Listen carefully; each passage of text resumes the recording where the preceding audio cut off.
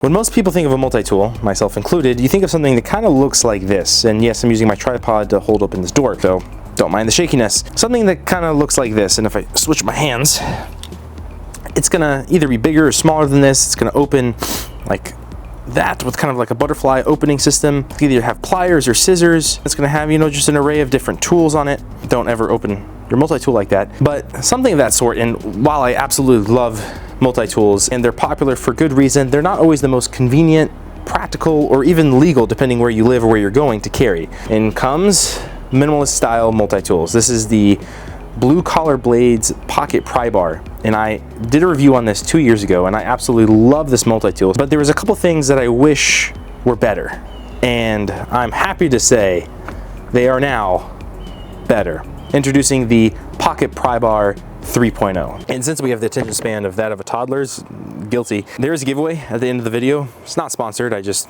want to give this away, and stay tuned if you can. If you can't, skip to it, but just letting you know now so you don't miss out. I was super stoked when I heard a new version of this was coming out because I really enjoyed the original, and I thought I would just reiterate what I said 2 years ago when I reviewed it on why I enjoy it so much. I love this tool so much because honestly, from the looks of it, it's just not much is going on. It's a slab of steel. I mean, it's a pry bar. Not many tools. We'll go into what tools it does have, but it's not made of titanium. There's no fancy design on it, though I will say, like a lasered etch, like a topo design or some kind of intricate looking I mean, we'll get into that, but I think a lasered design would look pretty cool in this, but it doesn't have it. And it's very simple, and I think that's part of the reason I do like it, but the main reason is because it is, to me, the best travel multi-tool. And that can raise a couple eyebrows because there's multi-tools made by Victorinox and Leatherman that don't have knives on them that make them travel friendly.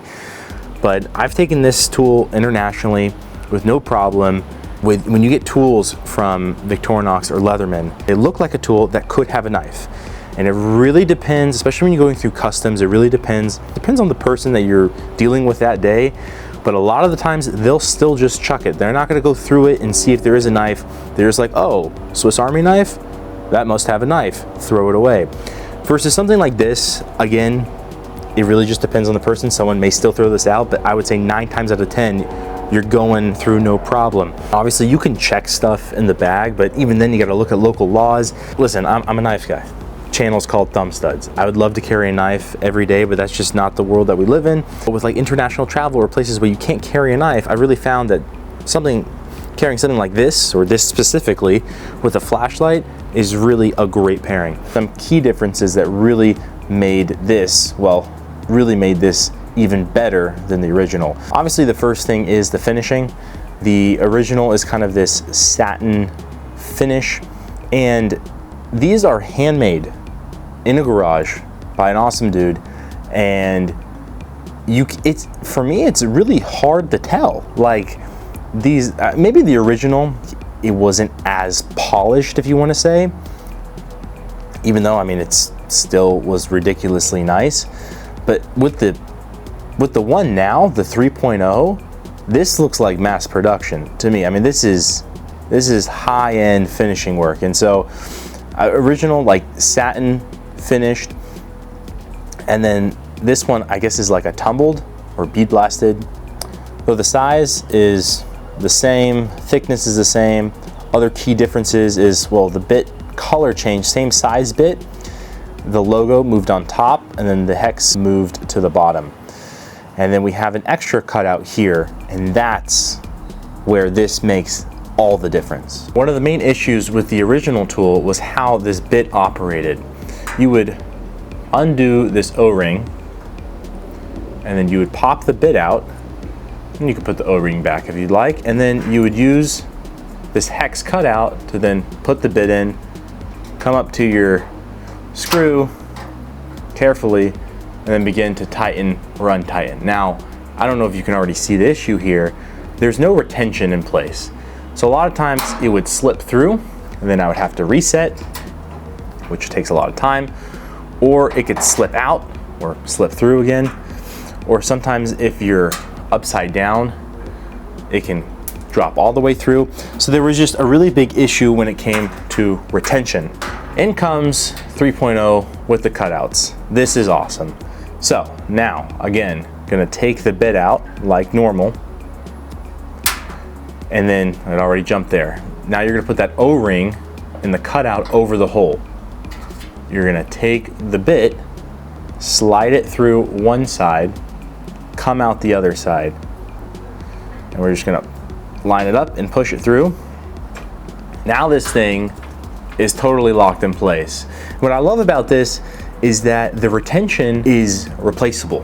This is not a mechanical tension. There's no detent ball. There's nothing really added to the tool to, one, make it heavier and bulky, or two, that something can break. It's literally an O-ring that you could probably buy for like 25 cents if this thing were to ever break, which is awesome.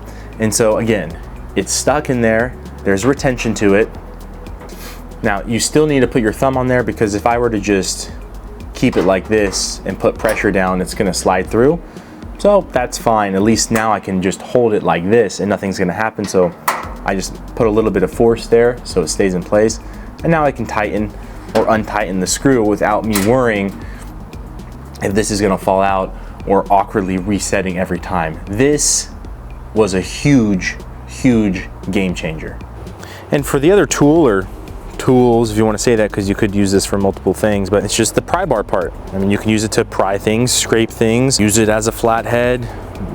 You could use it as a box opener, but that would be kind of crude. But I mean, you could do a lot of things with it, but that's what it mainly is. It's a pocket pry bar with an added feature of that storage where you could put a bit, or if you want to make this like a survival tool, you could sharpen this down, use it to scrape a ferro rod and put fire starter in there, and I mean, you could put a different kind of bit in there. So it's a super minimal tool, and especially for me, it's a super useful tool. And when you have that in mind for travel, it's really kind of got the essentials there for you. Like I said, from the original multi-tool, there's a couple things, really just one big thing that could have been improved, and that was with the retention, and easily solve that. There are always things, I always like to think of things that also could be added or improved, and I like sharing them. So some things that would be neat to see, maybe to expand on this tool. Obviously you could make a larger version of this to put maybe a bigger bit in, maybe like a double-sided bit.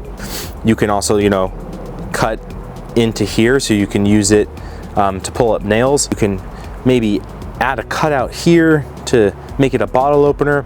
Those are all like things that kind of change the design. You're making it larger, you're adding more cutouts. I love the simplicity of this. And it really, to me, since the retention is now fixed, it really kind of is the perfect, again, travel multi-tool. It's something that really could be not necessarily fixed, but would be like nice to see, is the personalization. And what I mean by that, it's like, obviously you could do the custom work, but if there's more options on maybe coloring, I love this finish that's on there now, but maybe like an anodized one or a fully blacked one or Cerakoted. And then with the O-rings too, like different colored O-rings. Like I think this in a blacked finish with maybe orange O-rings, I think that would look super cool.